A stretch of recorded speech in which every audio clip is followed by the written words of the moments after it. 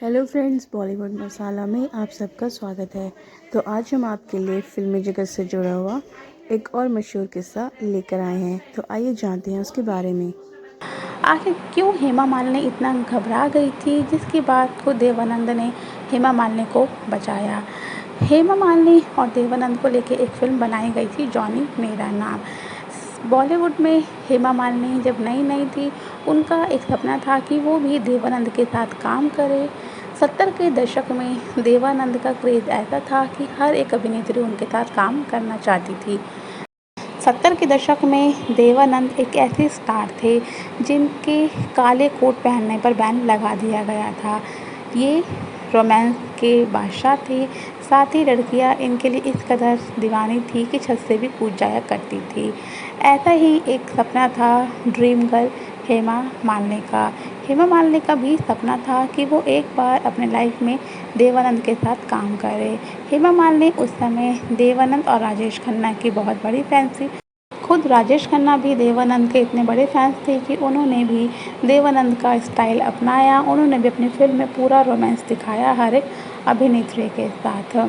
विजय आनंद, जो कि देवानंद के भाई है, वो फिल्म बना रहे थे जॉनी मेरा नाम, जिसमें उन्होंने देवानंद के अपोजिट हेमा मालिनी को साइन किया।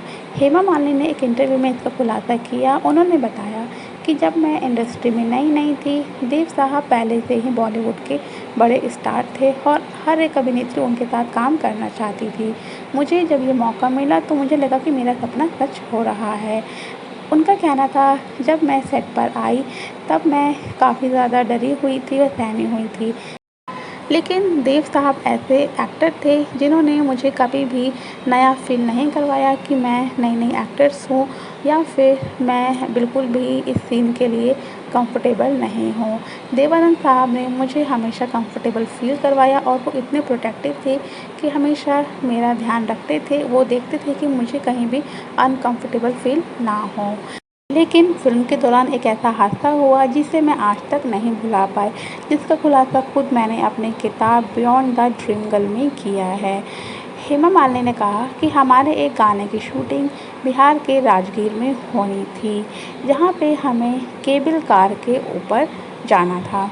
जब हम शूटिंग कर रहे थे गाने की, वहाँ पे लोगों की बहुत भीड़ थी। वहाँ पे बहुत सारे फैंस हमें देखने के लिए आए हुए थे। तब हमारे गाने की शूटिंग केबल कार पर हो रही थी।